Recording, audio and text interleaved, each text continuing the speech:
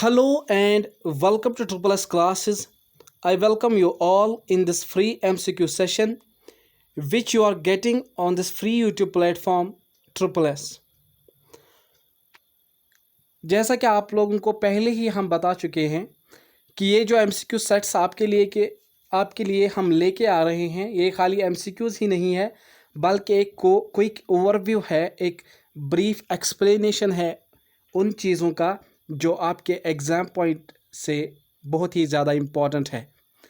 These are most important MCQs and बहुत ही जो रेलिवेंट सोर्सेज है वह बहुत मतलब after a long hard work हम ये MCQs आपके लिए लेके आ रहे हैं. I hope that all you are maybe attend to in this class and most of the questions आप attempt कर पाओ and जितने भी आप questions attempt करोगे mention it in the comment section. So starting today's MCQ session with question number first.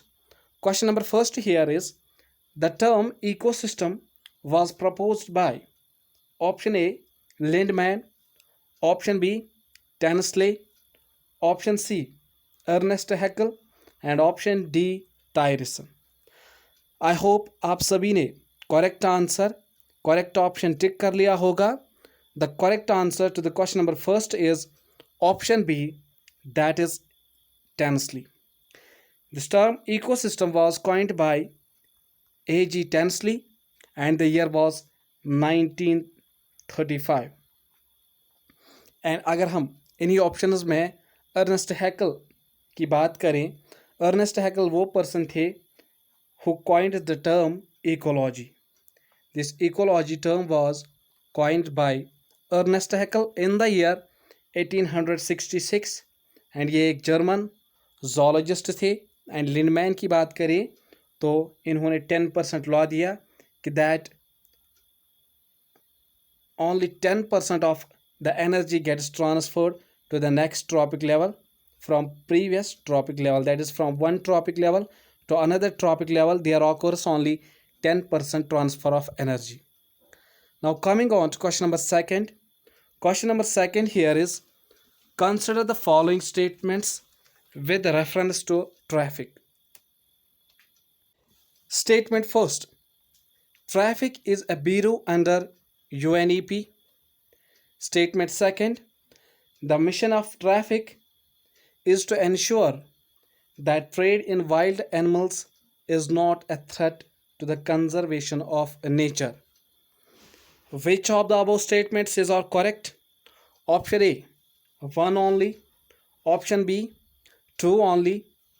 Option C, both one and two. And option D, neither one nor two.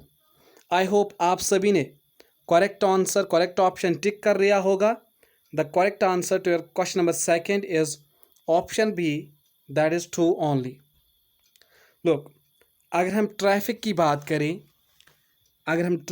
बात करें, ये एक non government organisation है, एक not for profit organisation है, non government organisation है. And this traffic stands for trade record analysis of flora and fauna in commerce. I again repeat, this traffic stands for Trade Record Analysis of Flora and Fauna in Commerce. Why I repeat the full form of this traffic? Because most of the questions, क्योंकि अक्सर ये देखा गया है कि JKSSB ऐसे questions पूछ सकता है आपके एग्ज़ाम में. अगर हम ट्रैफिक की बात करें तो ये एक जॉइंट कंजर्वेशन प्रोग्राम था of WWF and IUCN, that is International Union for Conservation of Nature, and in collaboration with WWF World Wildlife Fund. This was established and the year was 1976, right? Sorry, and the year was 1976 when this traffic was established. So statement first is incorrect. Now coming on to statement second, and the aim of this traffic is to ensure that trade in wild animals is not a threat to the conservation of nature. In short, जो illegal trafficking होती है wild animals की, wild animals का जितना भी illegal traffic होता है उसे monitor करना and उसे रोकना, to stop this illegal trade in wild animals. So statement second is right here. Now coming on to question number third, here is the term Amstripus is related to option A, captive breeding of wild fauna, option B, maintenance of tiger reserves, option C, an indigenous satellite navigation system, and option D, security of national highways. I hope आप सभी ने correct answer, correct option tick कर लिया होगा. The correct answer to your question number 3 is option B, that is maintenance of tiger reserves. Look, this Amstripus, this is a software based monitoring. This is a software based monitoring system launched across जितने भी Indian tiger reserves है वहाँ पे ये launch किया गया है. ये एक सॉफ्टवेयर बेस्ड मॉनिटरिंग सिस्टम है जो ट्रैक करता है कि वायर दिस टाइगर्स रिजाइड, कैसे ये आपस में इंटरेक्ट करते हैं, एंड अगर कहीं पे किसी टाइगर का डेथ हुआ है या बर्थ हुआ है उसे ये कंटिन्यूसली मॉनिटर करता है. And this was launch by the regulatory body for this tiger conservation is NTCA. So option B, that is maintenance of tiger reserves, is the correct answer. Now coming on to question number 4. Question number 4 here is, consider the following statements with reference to NGT. Statement first, India is the only country to have a full-fledged green tribunal. Statement second, it is a constitutional body. Statement third, for effective and expeditious disposal of cases that are related to protection and conservation of the environment, forests and other natural resources. Which of the above statements is all correct? Option A, 3 only. Option B, 2 and 3 only. Option C, 3 only. And option D, 1, 2 and 3. I hope आप सभी ने correct answer, correct option tick कर लिया होगा, guess कर लिया होगा. The correct answer to your question is, question number 4 is option A, that is only third statement is correct and the rest are incorrect. देखिए, अगर हम NGT की बात करें, this NGT stands for national green tribunal. This national green tribunal खाली India ही में ही नहीं है. The first, this was, India was in fact third country to have a full fledged NGT. उससे पहले ऑस्ट्रेलिया में भी है, ऑस्ट्रेलिया में पहले था, एंड उसके बाद न्यूजीलैंड. ये दो कंट्रीज़ है जहाँ पे फुल फ्लेज्ड NGT पहले से ही फंक्शन कर रहा था. And India is third country, third and amongst developing countries this is first country to have a full fledged NGT green tribunal.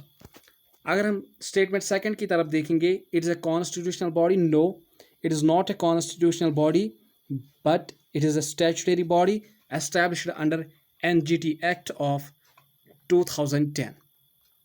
Right? And statement third, this NGT is for effective and expeditious disposal of cases that are related to the protection and conservation of environment, forests and other natural resources. जितने भी cases है relating to environment and in fact अगर किसी की property ज़ब्त की जाएगी for certain projects, this NGT is the appellate tribunal where you can reach and आपको यहाँ पे solution मिल सकता है. And one more fact is here that within 90 days,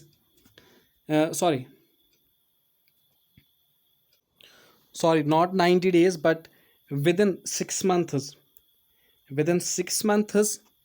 of the respective appeal, NGT is mandated to dispose the case. यानी कि आपको within 6 months case का result मिलना चाहिए. यानी कि NGT को within 6 months केस, कोई भी केस आएगा तो इसको डिस्पोज करना पड़ेगा within 6 months. Coming on to question number 5. Question number 5 here is, consider the following statements. Statement first, plants growing under direct sunlight are known as xeophytes.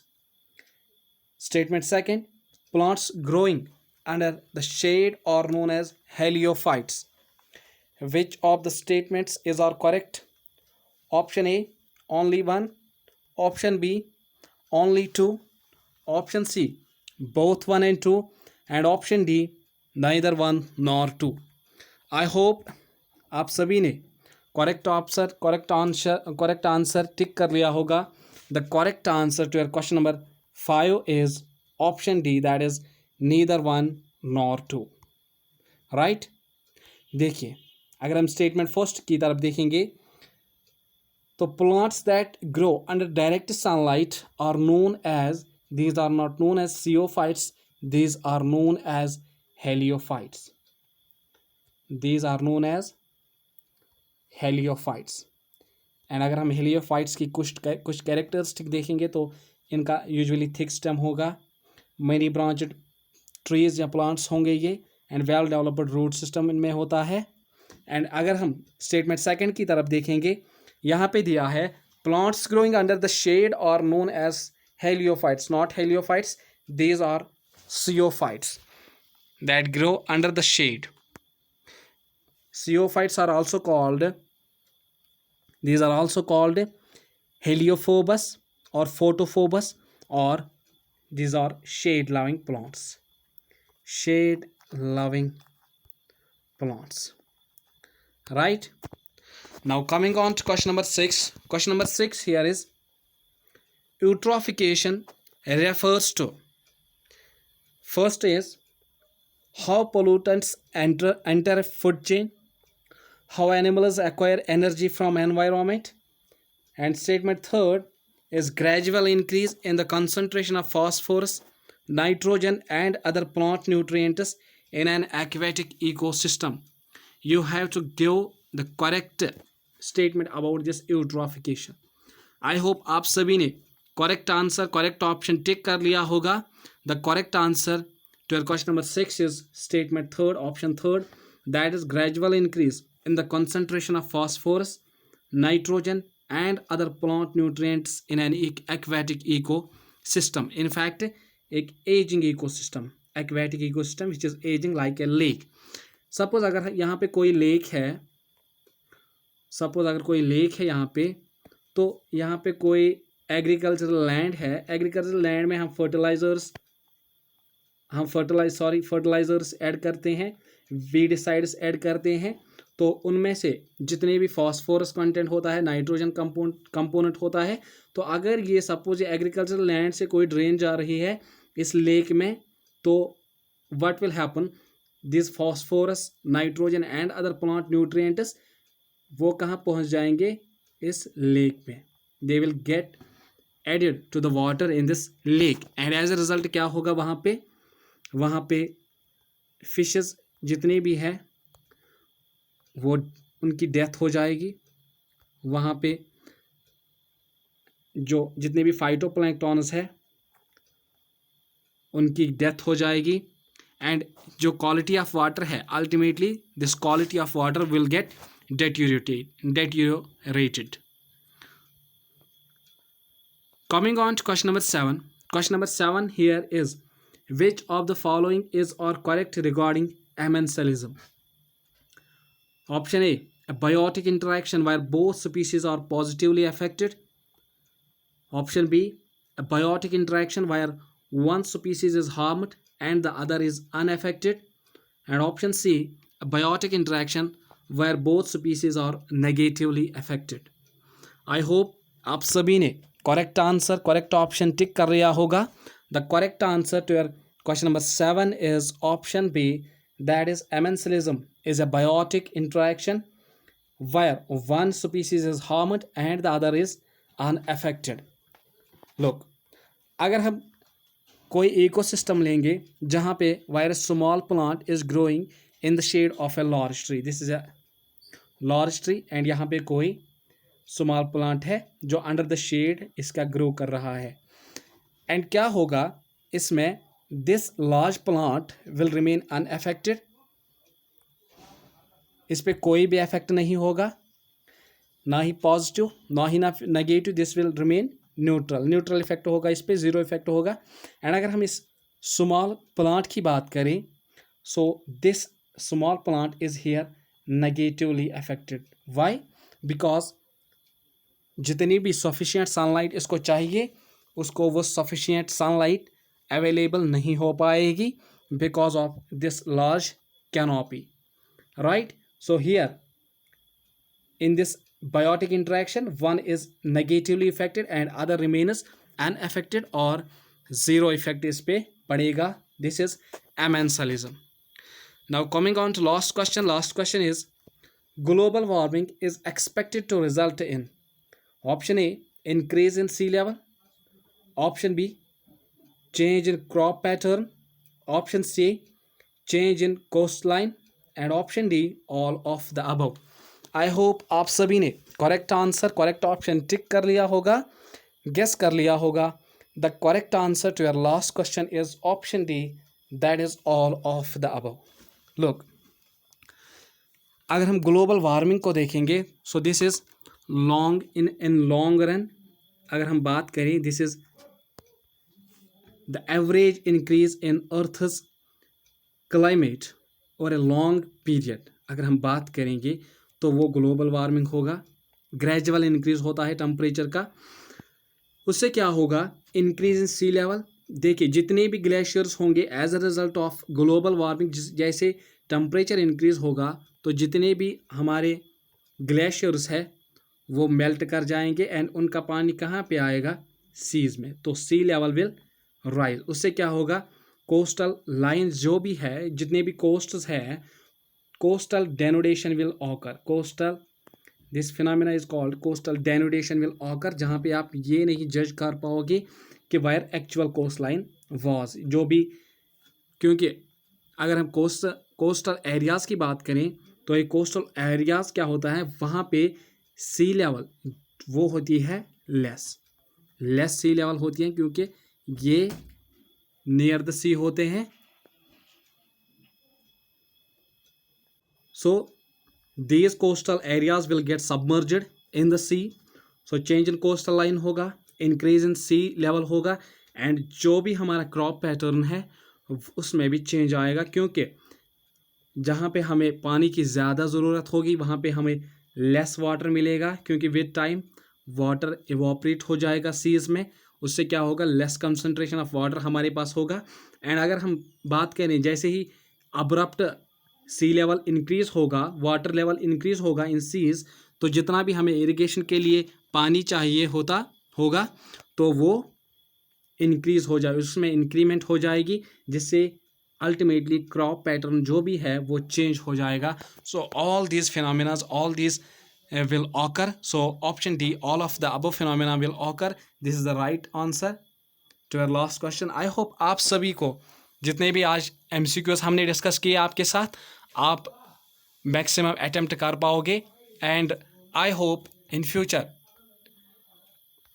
आपके लिए ये फ़ायदेमंद होगा बिकॉज ऐसा आप एक्सपेक्ट कर सकते हैं कि मोस्ट ऑफ द क्वेश्चंस इन्हीं सेशंस में पूछे जाएंगे क्योंकि बहुत ही रेलेवेंट सोर्सेज से हमने आपके लिए ये MCQs लेके आए हैं.